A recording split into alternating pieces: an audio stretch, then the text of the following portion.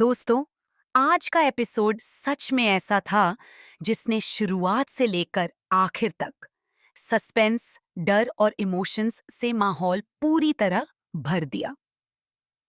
कहानी की शुरुआत एक सामान्य ऑफिस सीन से होती है, लेकिन धीरे धीरे वही सीन इतना बड़ा रहस्य बन जाता है कि हर किरदार के चेहरे के पीछे छुपा डर साफ दिखाई देने लगता है।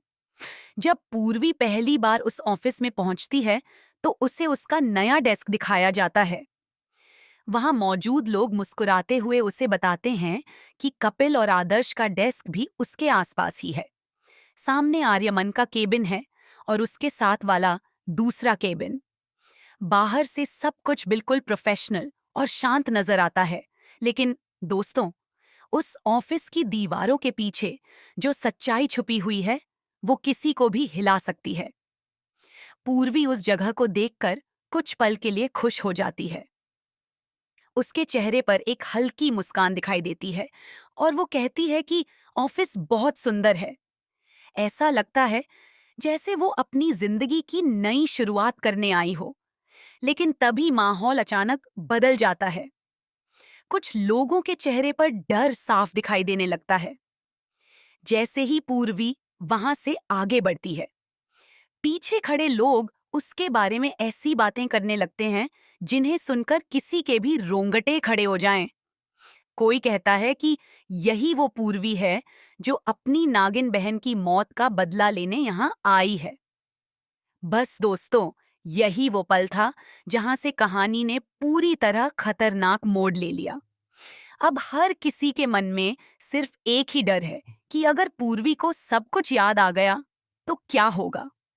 क्योंकि जिन लोगों ने उसके साथ और उसकी बहन के साथ जो किया है, वो सच सामने आया तो किसी की जिंदगी बर्बाद हो सकती है। लेकिन तभी एक और बड़ा ट्विस्ट सामने आता है। घर वाले और ऑफिस के लोग खुद को समझाने की कोशिश करते हैं कि घबराने की जरूरत नहीं है, क्योंकि पूर्वी अपनी याददाश्त खो चुकी है। वो अपना अतीत भूल चुकी है। उसे याद ही नहीं कि उसकी बहन के साथ क्या हुआ था और उसके साथ कैसी बेरहमी की गई थी। लेकिन दोस्तों, क्या सच में इंसान अपने दर्द को पूरी तरह भूल सकता है? यही सवाल इस पूरी कहानी को और ज्यादा इमोशनल और रहस्यमयी बना देता है। पूर्वी बाहर से शांत नजर आती है, लेकिन उसके दिल के अंदर एक अजीब सी बेचैनी लगातार बढ़ रही है।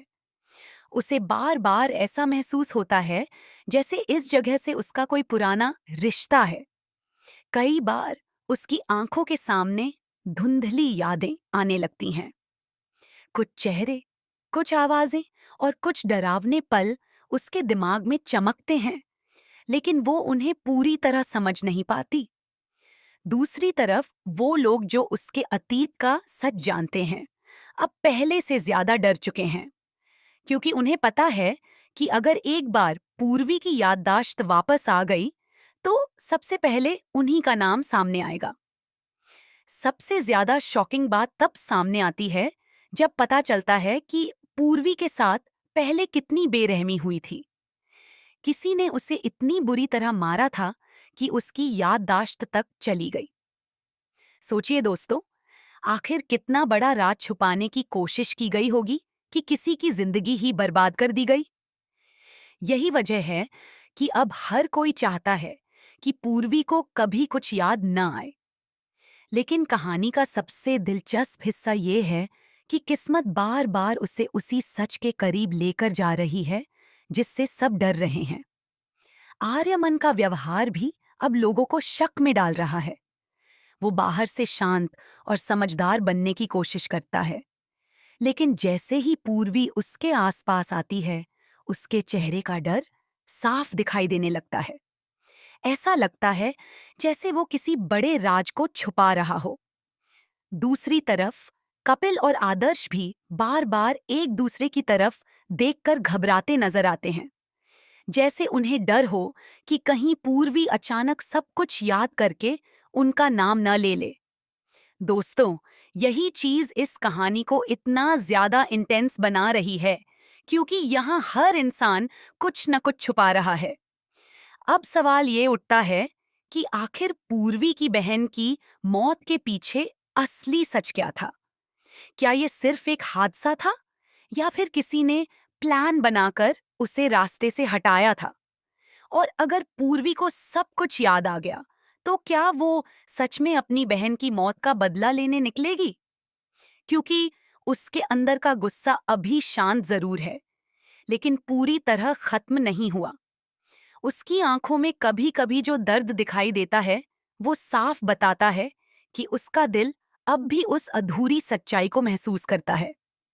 दोस्तों, आने वाले एपिसोड्स अब और ज्यादा खतरनाक होने वाले हैं, क्योंकि धीरे धीरे पूर्वी की खोई हुई यादें वापस आने लगी हैं। और जिस दिन उसे पूरी सच्चाई पता चल गई, उस दिन कई लोगों की जिंदगी पूरी तरह बदल जाएगी। लेकिन सबसे बड़ा सवाल अभी भी वही है, आखिर वो कौन था जिसने पूर्वी और उसकी बहन की जिंदगी तबाह की? और क्या बदले की ये आग अब सब कुछ जलाकर राख कर देगी?